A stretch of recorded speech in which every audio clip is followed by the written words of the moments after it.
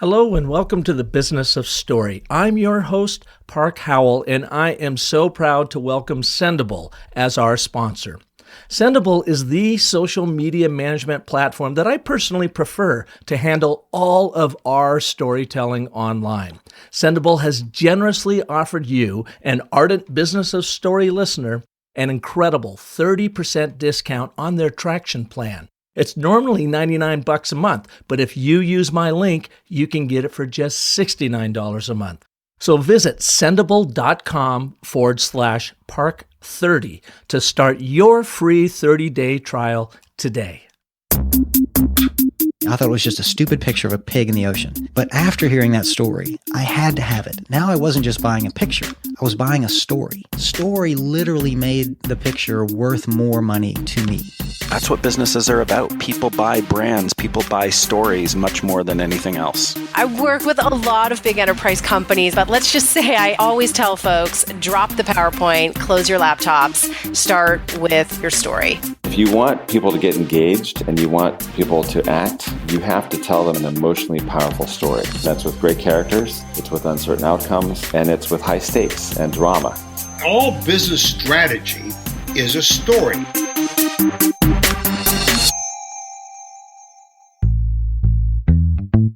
Hello and welcome back to the Business of Story. Park Howell here. It's a beautiful sunny day, Phoenix, Arizona, Saturday morning, and I am just delighted to have you here with me.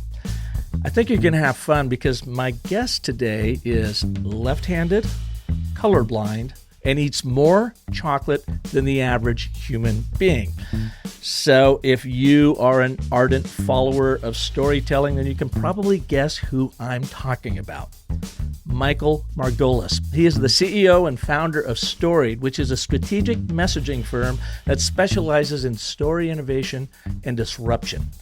And he's just come out with a new book, Story 10X, Turn the Impossible into the Inevitable. I love that little tagline, turn the impossible into the inevitable.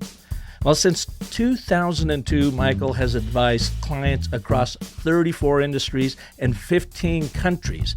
And we're not talking just the little guys. We're talking Facebook, Google, Uber, Hulu, and even NASA.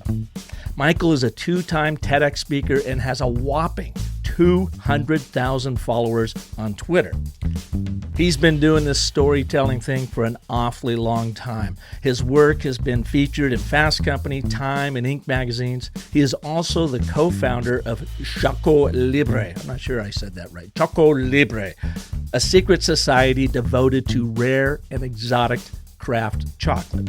As a trusted advisor, Michael has helped C-suite executives, heads of product, design, marketing, and sales to demystify the complex and deliver on the promise of transformation.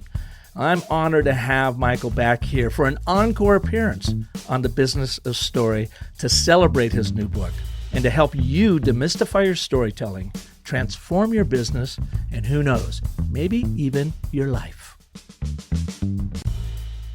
Hey, Michael, welcome to the show. Hey, thanks, man. It's great to talk to you again, Park. Yeah, I should say welcome back to the show because I think it was about 4 years ago we were eating chocolate in our courtyard over here, got acquainted for the very first time, and had you on the Business of Story directly thereafter. Man, time flies. Has it really been that long? Yeah. If you can believe it, I'm on year 5 of this, almost up to 250 shows. And Brilliant. It's been wonderful because I get to talk to amazing story artists like yourself from all around the world. So I really am happy to have you back on the show. And congratulations on your new book out, Story 10 Times, Turning Story the 10X. Impossible. Yep. 10X, yes. Turning the impossible into the inevitable, which I love that subhead too. I mean, that's really what you stood for in your storytelling career. Yeah, it is. And I, just hats off to you for, being, in your podcast now, 250 episodes deep, and just your passion and commitment to that inquiry and inviting everybody to go on that journey alongside you. You and I are cut from that same cloth. We're dogs with a bone and believe in the in the power of how the stories we tell change the world and how to contextualize that and bring it to life in each of these various different use cases. So yeah, really, really admire and grateful for everything you do on the show and to all your listeners out there. Oh, thanks so much, Michael. Now, you've been at this longer than I have. You've got 2 decades under your belt of storytelling. And I saw on Facebook last week, you had posted a great picture of you standing in front of, I think it was a Fortune 100 company. And in the back, up on your slide, there was a story or a picture of you making a face. And I think the headline was something to the effect of, I used to suck at story. So a guy true. that really owns it now, take us to that moment when you sucked at story and you realized you had to do something different that has led you to where you are today. Oh man. Well, I don't know that the I used to might still be in debate. I think it's one of the occupational hazards in being a storyteller that you have to face every doubt and insecurity because it is such a path of mastery to really master story. But people often like to know, like, how did I get into this? And the funny thing is, Park, I've always been good with words and ideas, except if I was in front of a unfriendly or skeptical audience. And then suddenly all my mojo would go out the window. And it really came to life for me. I was 22 years old. My first career as a social entrepreneur, was experiencing a lot of very quick early success, but flying by the seat of my pants under so much pressure. And this one time I went into a big meeting with my boss to pitch really important stuff. And I'd spent weeks preparing. I'd outlined my outline and gone over my outline and my bullet points again and again. And I knew exactly what I was going to say, when I was going to say it, how I was going to say it. And then I got into the meeting, and it's like that old Mike Tyson quote, right? Like, you do all the preparation in the world until, you're punched in the face, and then all that preparation goes out the window. And that's where I found myself, just totally flustered, tongue-tied and twisted. And it just went from bad to worse. And meanwhile, my boss, this guy Nick, is sort of looking at me like, come on, kid, spit it out. I don't have time for this.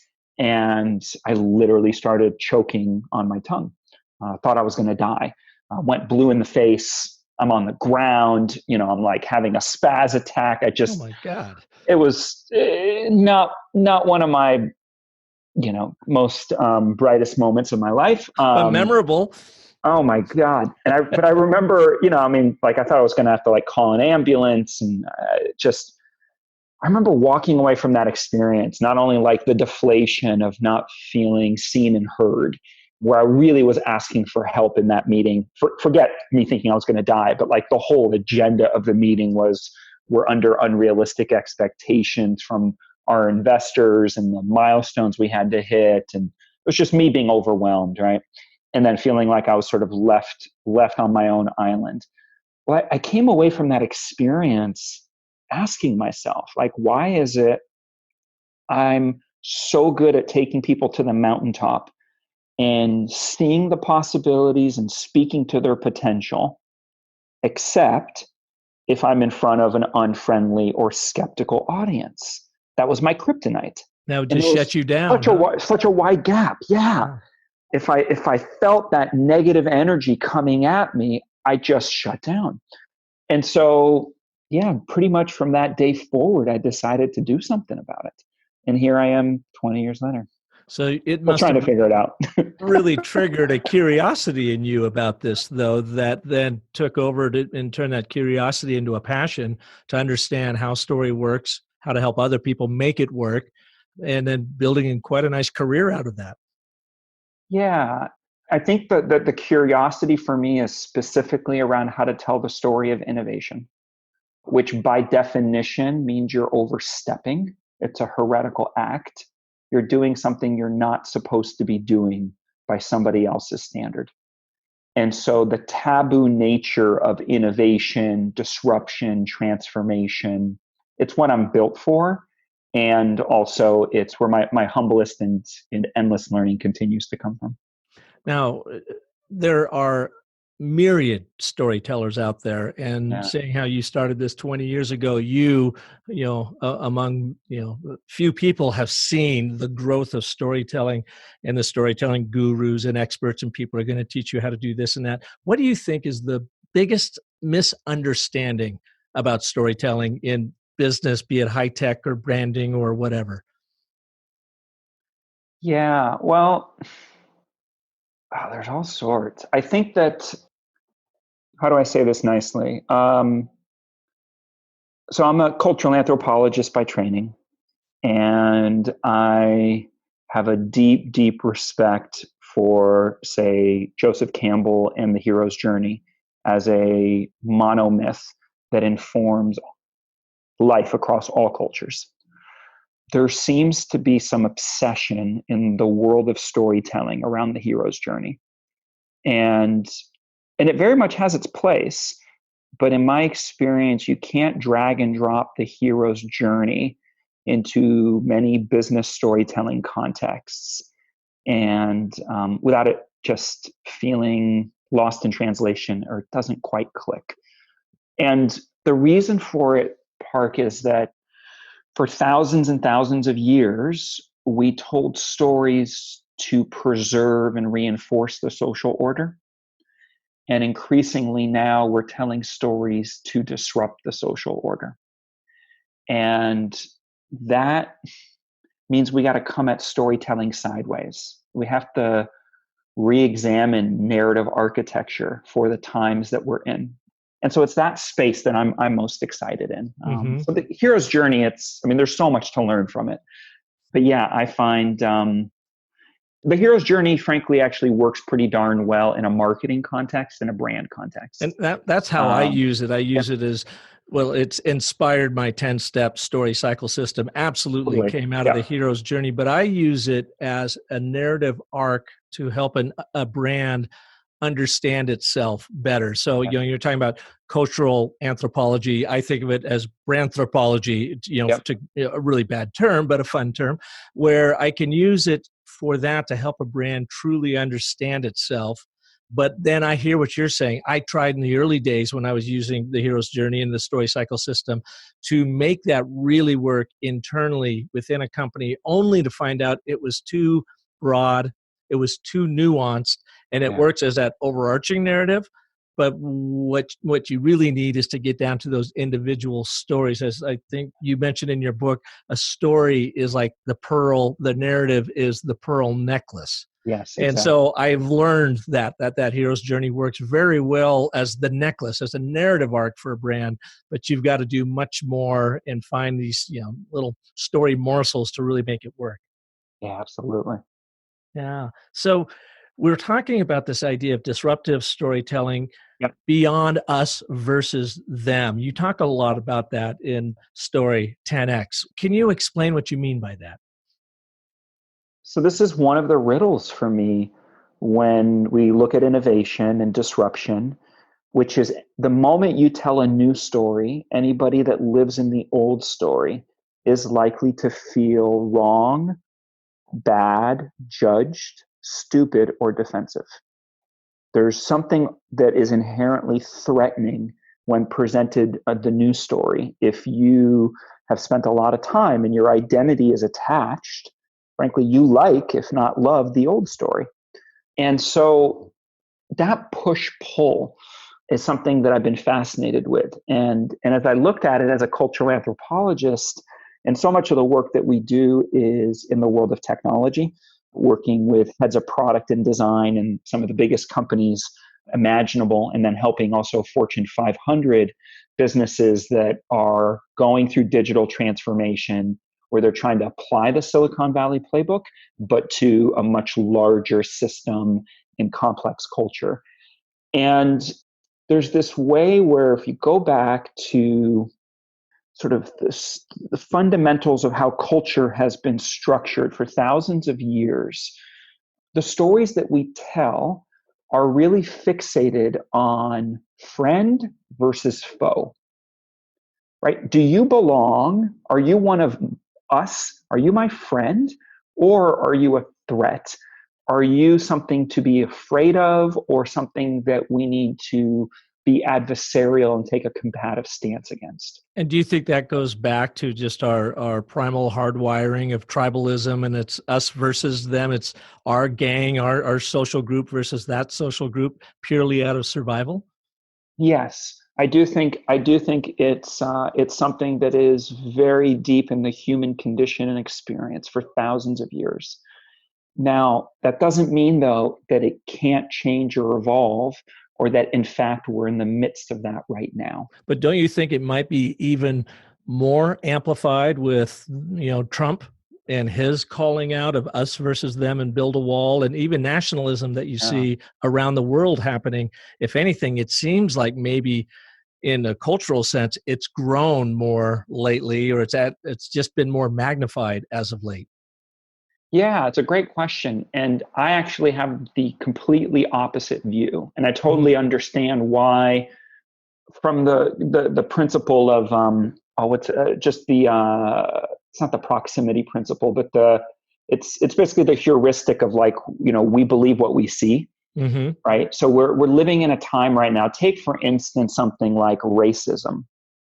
It's really easy to develop a story in our mind that we live in a more racist time today than we did 50 years ago or 200 years ago, right? Because we have these technologies that amplify us bearing witness to more aspects of the shadow aspect of humanity than ever before. Right. So the frequency heuristic is what it is, right? It's like, well, Okay. we Oh, you're believe just what we seeing it more see. often. Right. Mhm. I'm seeing it more often, so it must be happening, And you're right? seeing it on Facebook and Twitter and Instagram and wherever. Correct. Correct. And so it's, I think we're in an evolutionary moment as a species, right? We used to live in really closed system or closed cultures where we had a really clear, defined sense of, this is what's right, this is what's wrong. This is how we hunt the buffalo, don't eat the purple berries, right? We had the stories of our lives and we knew our place in the tribe and how to contribute. And now we're in a world where worldviews and value systems are colliding, Mhm. right? We are in relationship with more people in an average lifetime than what used to take us 10 lifetimes. And we move through these relationships and we travel across so many more worlds than the mono world or the mono culture we used to be born into. Right? Like, it used to be you were born into a village and you would probably live within a few square miles of that village the rest of your life. If even travel beyond that, you take on the profession of your father and grandfather. You were born into a certain faith. Even sexuality, gender, so many stories were pretty well defined and prescribed. And there was great safety that came with that. And now we have more narrative freedom than we've ever had before.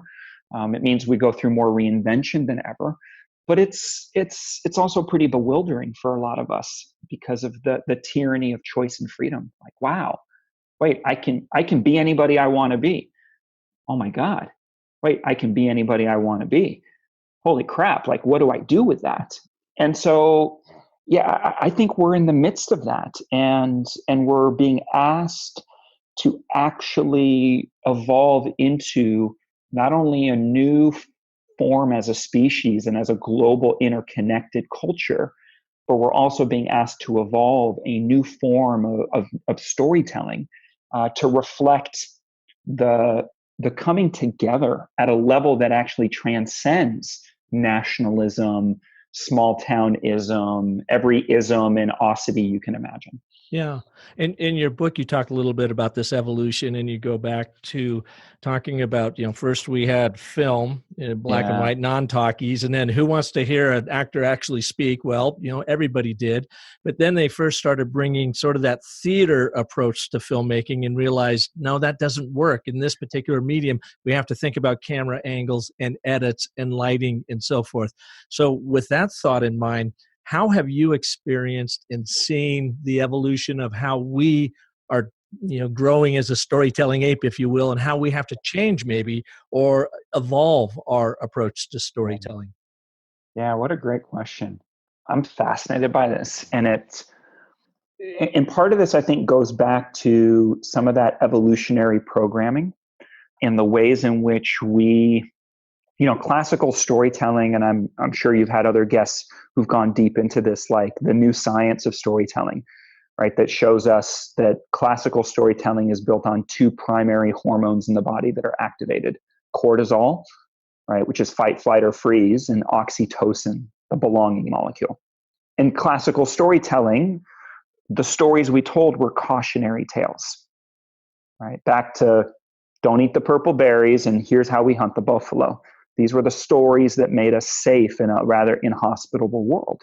And so our stories needed to start with cortisol, like pay the heck attention because your life depends on it, right? And then they lived happily ever after, and great, oxytocin, great little payoff. But see, now we're living in a world of perpetual cortisol, right? We don't know who to trust and what to believe. We have constant demands for our attention in our email inbox, in our social media feeds. We are naturally taking a more and more defensive stance. And so if you try to start the story with cortisol, and the way we do that, by the way, in modern marketing is, we start with the problem. All right, let me tell you what's wrong, right? Let me remind you of where it hurts, and then here's the pill that will make you feel better, right? Jonah Sachs, in his book, The Story Wars, calls it inadequacy marketing. Mm-hmm. And there's something about that fundamental paradigm that I think we're evolving, we're moving beyond, which is our culture is obsessed with what's wrong, with what's broken, with what needs to be fixed, instead of celebrating what's right, what's possible, what's the inherent promise and potential of this time and of this moment. And that's the fundamental shift from problem solution, which is minus and then plus, and you want to flip the polarity to plus minus, possibility and then obstacle. And that shift in mindsets, and in turn, that shift in your rhetorical structure as a leader, changes everything. It's often one of the biggest takeaways from our storytelling keynotes and trainings that we do. We work a lot with product managers and designers, and sometimes marketers too, but a lot of people who are increasingly building the future and having to translate really complex technical products and humanize them and contextualize them. And that shift from what's wrong to what's possible is the thing that we invariably hear from our participants again and again. When they learn that shift and they apply that in meetings, it completely changes the tenor of the conversation and how their message is received, especially at the executive leadership level. We just did a session with, I think you mentioned, just the Fortune 50 company, their CEO, top 200 leaders, SVP and above, and how they communicate their vision and strategy to 40,000 employees. Mm-hmm. And it's one that is a very disruptive, transformational vision. And you better believe there's going to be such an undertow of cultural antibodies, a riptide, as they present that new vision and strategy, of people feeling defensive that somehow this new vision and strategy suggests that everything up until now was bad or wrong or not good enough. And how do you shift that dynamic? I love geeking out on that. So what I hear you saying then, Michael, is if I were to be in front of a group and I'm their leadership and I'm trying to move them along, I'm going to start off that presentation about almost like a visioning thing, or the possibilities of what we could make happen tomorrow, next year, next month, next quarter, whatever. And we have this amazing possibility ahead of us, so that it gets them excited because they're peering through this lens into what the future may hold for them. And then you bring in the obstacle. It's not necessarily a major problem, although sometimes there's a problem associated with it, but it's simply an obstacle that we need to overcome in order to achieve what we want to achieve. So you do have a problem solution dynamic. You're just not leading with a problem. You're leading with the possibility. You introduce the obstacle / problem. That is just reality. This is just what we have to do. We can look at it as a problem, or we can embrace it as something that's actually going to energize us once we overcome it. And then you get to the therefore, here's how it all plays out in Act 3. Absolutely. It's really starting with desire. What is it we all want? And evoking and reminding people of the beautiful game. What's the larger summit or the promised land? What's the thing we all agree to? Because how often are you in front of an audience where you don't have shared problem definition? And how often are you in front of an audience that's complicit, if not responsible, in the problem? So this is how we keep setting ourselves up, where we perpetuate the very thing we're trying to overcome. So I'm all for problems are not taboo. I'm not a Pollyanna here. I'm not trying to pin a rose on your nose and we can't talk about problems, right? In fact, problems oftentimes from an innovation standpoint, that's the pebble in the shoe. That's the grit. That's where we look at, like, what are the people problems to solve? What's not working to the best of its ability? So I'm all for that. I'm simply here to propose, when it comes to inspiring and influencing others, if you're trying to persuade and motivate people who might feel threatened by that sword of truth that you're bringing forward, that they're maybe not ready to look at, or they're going to feel like it challenges them or suggests that somehow they've screwed up or are responsible for getting us to this problem state, that's where we have to come at it sideways and bypass that cortisol, fight, flight, or freeze, oppositional us versus them, because that's the biggest drag coefficient to any change and transformation. And we don't even realize, in our enthusiasm about the future and what we want to bring forward, that we are actually perpetuating the very forces that hold us back. Who do you think is doing a good job of this out there in the Fortune 500s and the social institutions? Honestly, not many. Yeah. It's Then let me rephrase it. I'll give you a couple answers, but okay, because there are a few actually. One of the ones that I find really inspiring, and they've done a brilliant job of this in recent years, is the Bill and Melinda Gates Foundation, and they've completely changed their rhetoric towards celebrating the possibilities and really embracing the sense of the cultural contribution that they and their portfolio of investees have actually made on the world in a way that is optimistic, even in the face of, and there's so much more to be done. So they're a great one to take a look at. I think that what I'm speaking to is actually one of the biggest blind spots of the collective business community. And the best way to summarize it, Park, is this idea of faith in the future. So let me ask you this. As a leader, do you have to have faith in the future? Absolutely. I mean, why else would you get out of bed?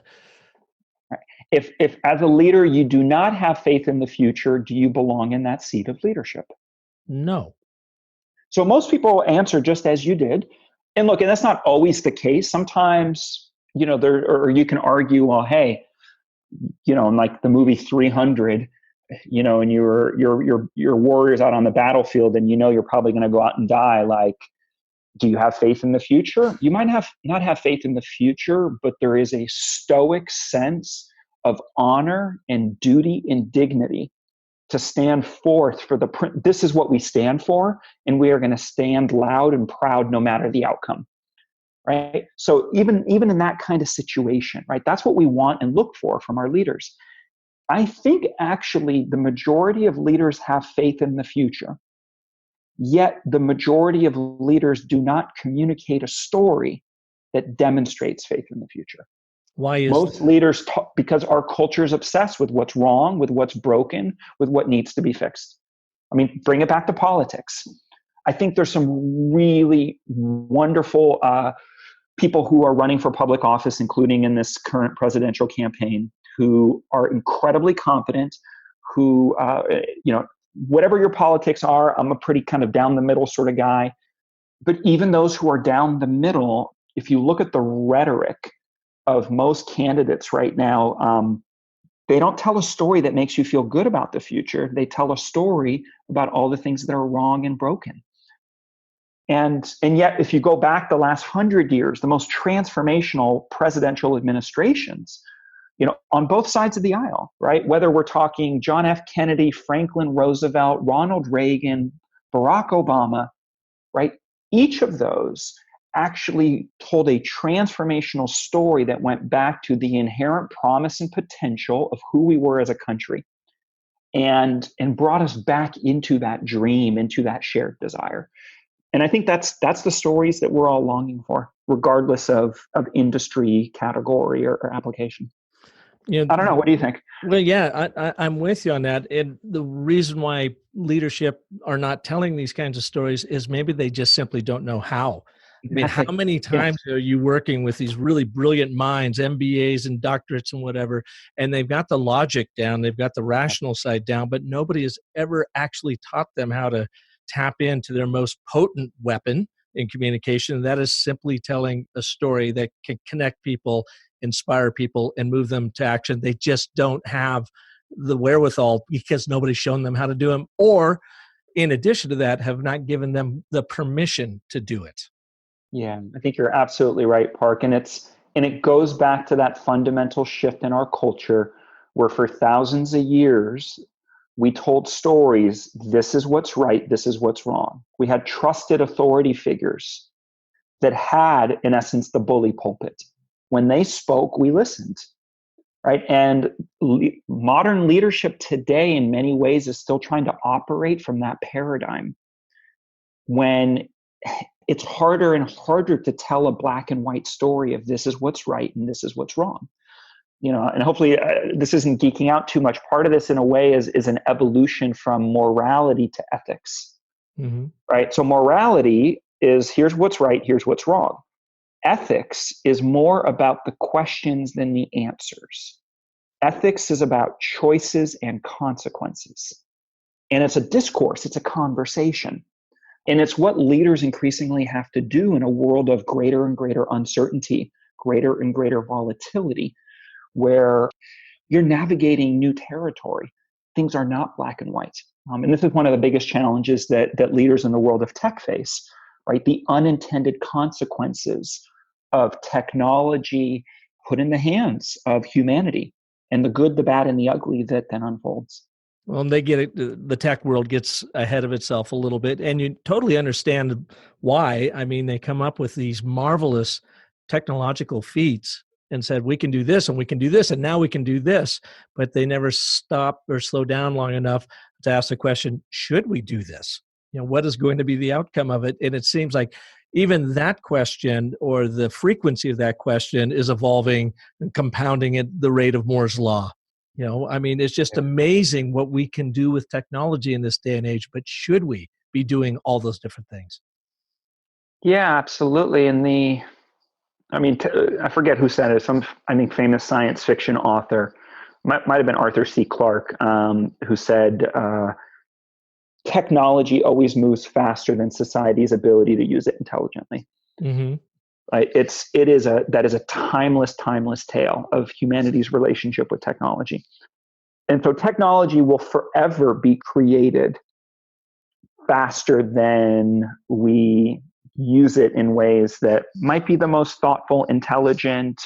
There's always going to be unintended consequences. So I'm a bit of a pragmatist, I guess is the expression, where I believe in meeting the world where it's at, than rejecting the world as it is.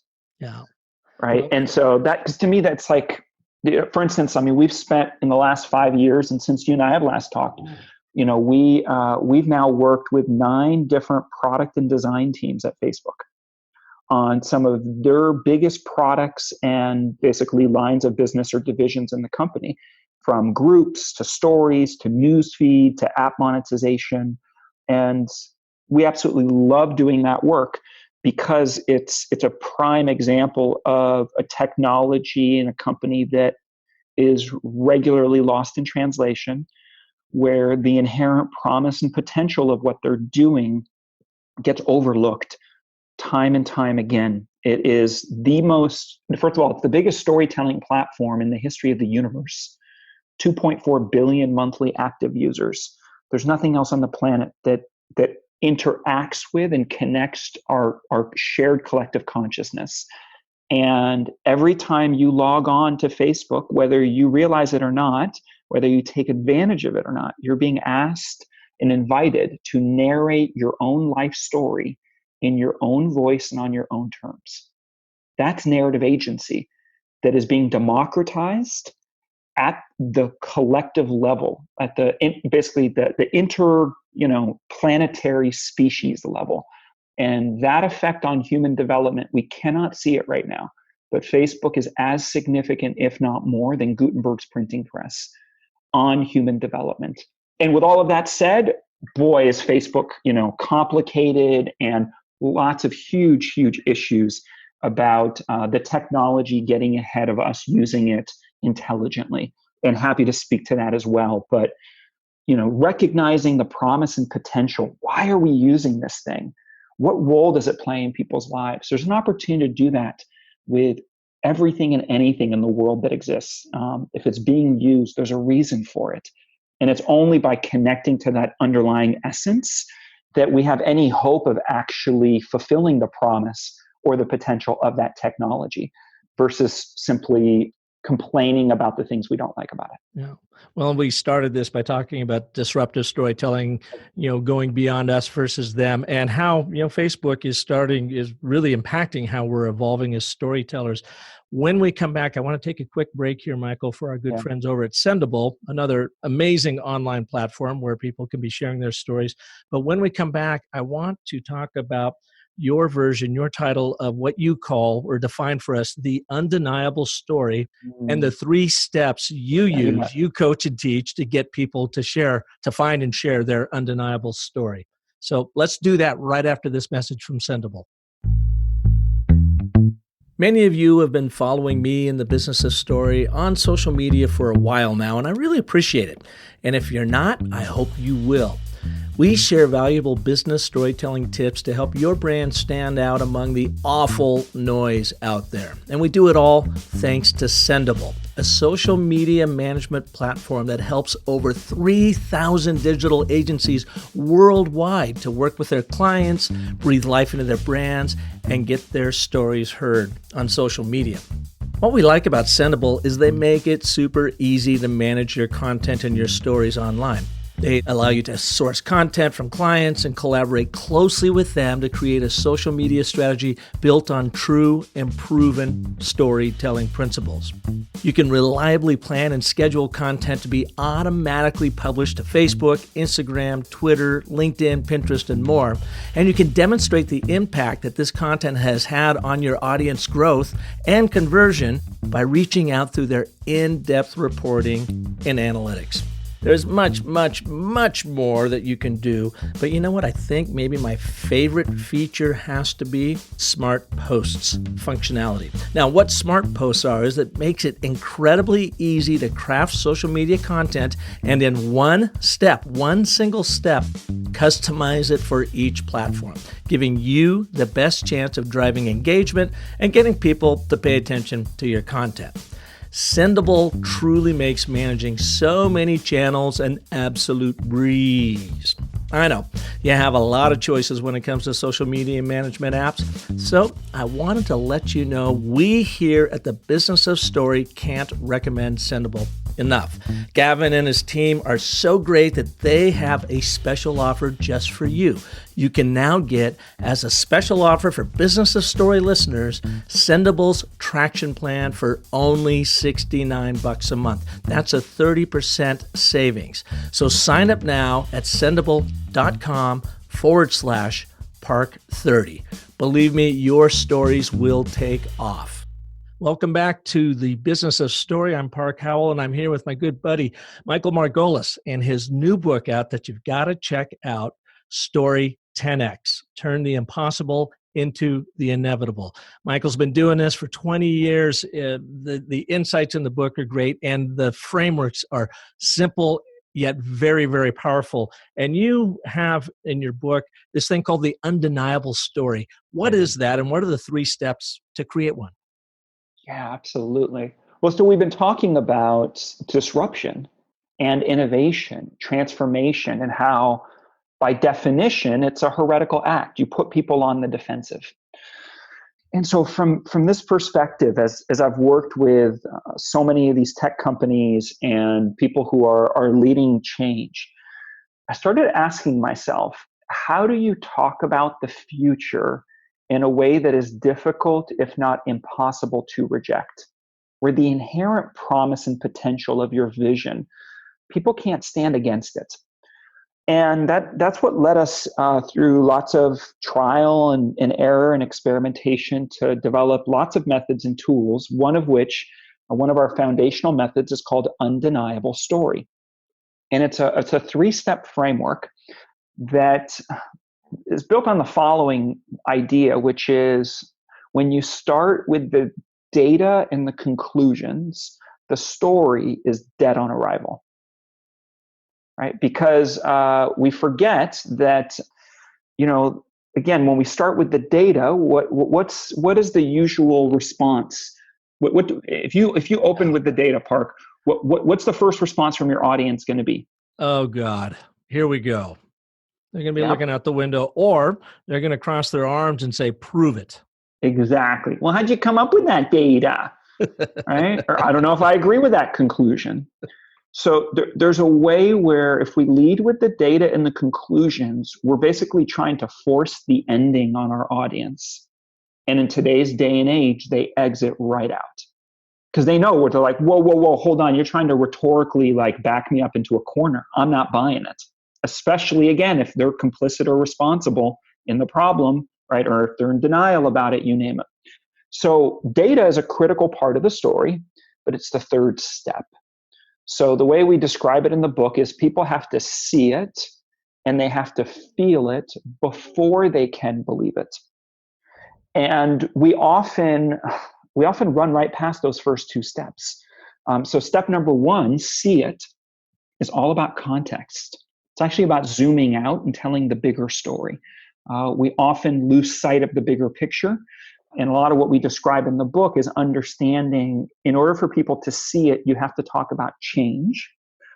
And change is showing people how change equals that possibility, right? But basically, whenever the world changes, we have an opportunity to change our story, or we have a need to change our story to reflect that new world. And, things like Airbnb, Uber, Tesla, you name it, all of them are reflections of underlying changes in our world.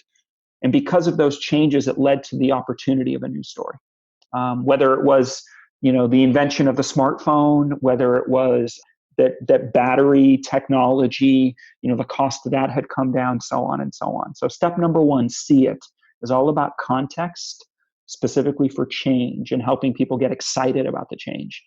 That's the big zoom out. And then the zoom in is actually all about emotion. This is where you actually want to get to a character at the center of your story, someone that we can relate to and identify with, and talk about the dilemma between what they want and what gets in their way. And when you do those 2 things really well, you zoom out to tell the big picture that frames the conversation and gets people excited.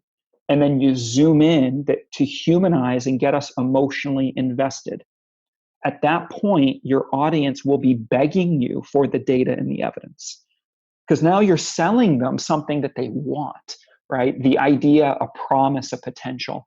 So those are the 3 steps: see it, feel it, believe it. And even on the data side with believe it, we teach actually 15 different sources of evidence that you can use to validate or legitimize your story, especially in situations where you're doing something that's so early in the front end of innovation where you may not have some of the traditional data metrics yet to prove and validate what you're doing. So there's other things that you can anchor to that help increase the velocity and fidelity of how people respond to the story.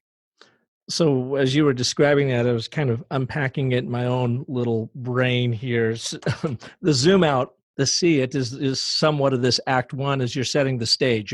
You're showing the circumstance, the situation that we find ourselves in. Then you do the zoom in of let's introduce a character into this and demonstrate what their dilemma is. What do they want and what may be standing in their way to get it?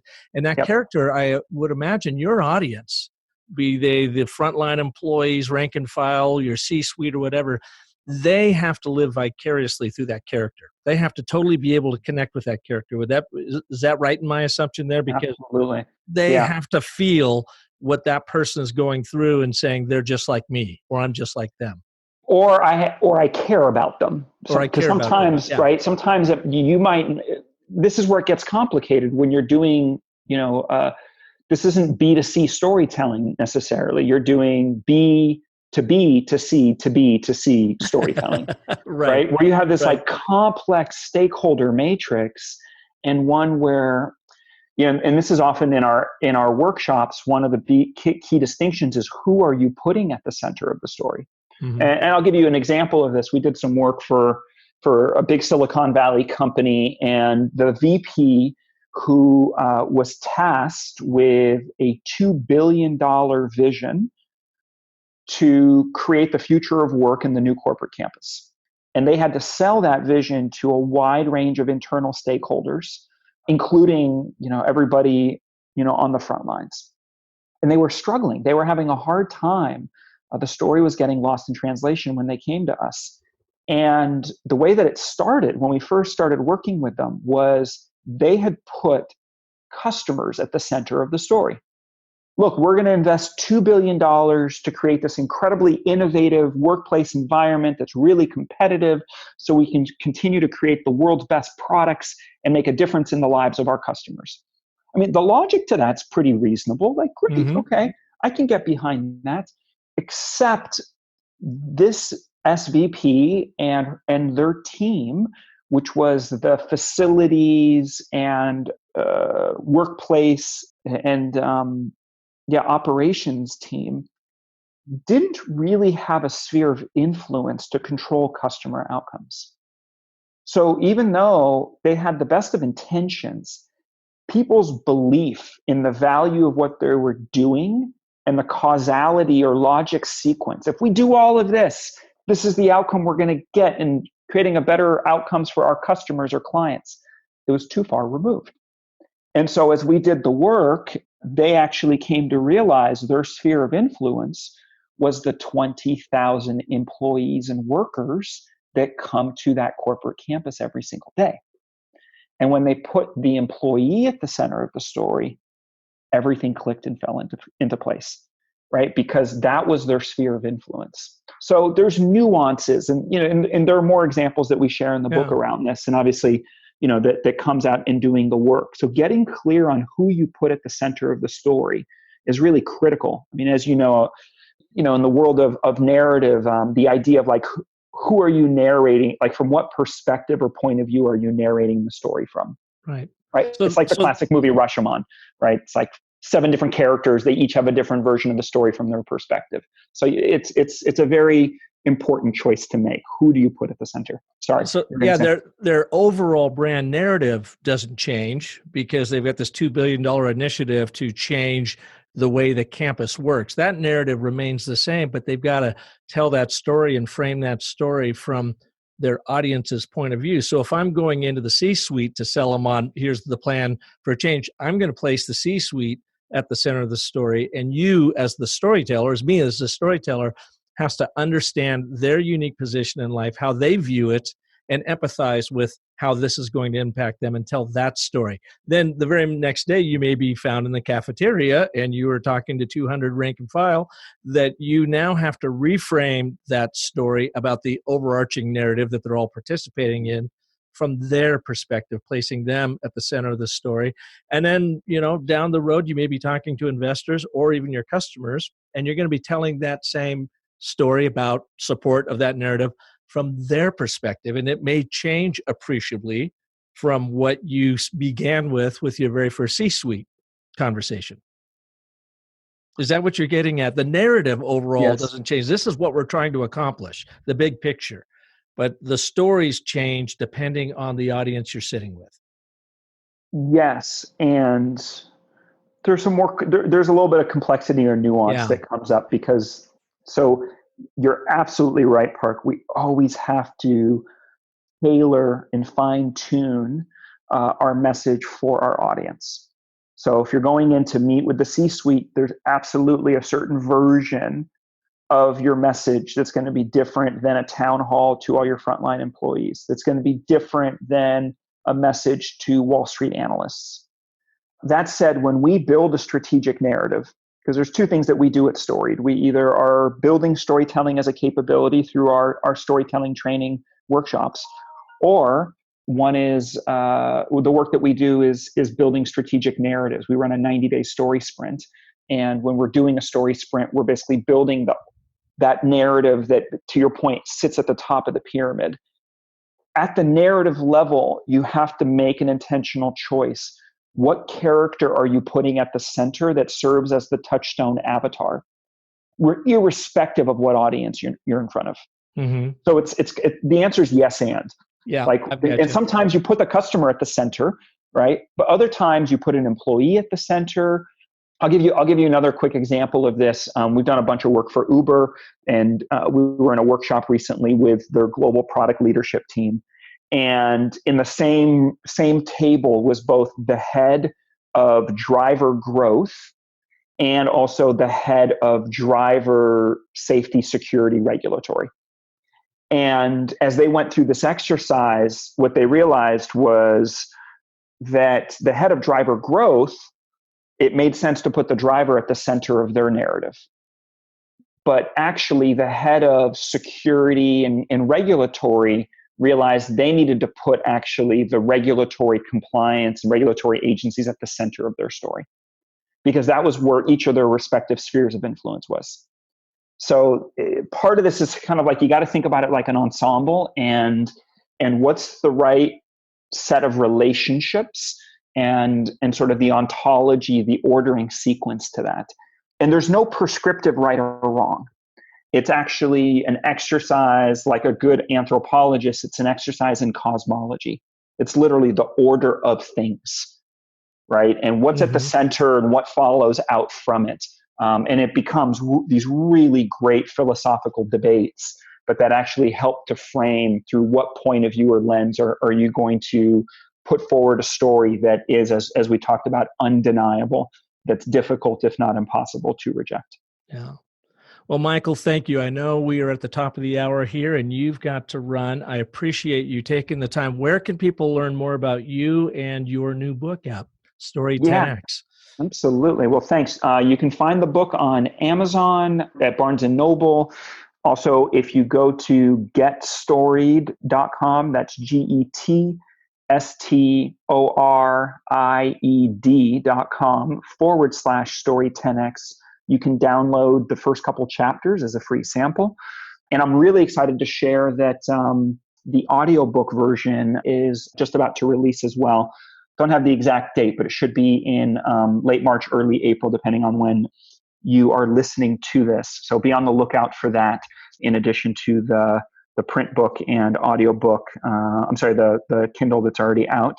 And I did just find out, Park, it's going to be translated into Czech and Taiwanese Mandarin. Wow. So if we have any listeners out there, we've got a whole bunch of foreign rights, some new translations in the works. So hoping that continues. And anybody can reach out to me.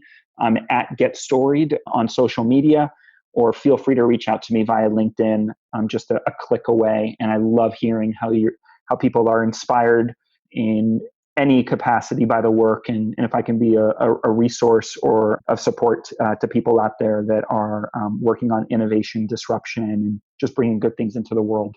I love connecting with folks, and love what you're up to here, Park, with the business of story. It's such a gift that you're making to the field, and how we're all continuing to build our shared language and vocabulary on how to tell better stories, and in turn create more of the world we all want. Awesome. Thank you, Michael Margolis. I so appreciate you being here. Thank you for all the great work you do in the story world and your new book. I just absolutely love it. Thank you all for listening to this edition of The Business of Story. While Michael, as you heard, has definitely positioned himself in the innovation space, I suppose, am the industrious storyteller, because I work specifically with brands to help you craft and tell compelling stories that sell.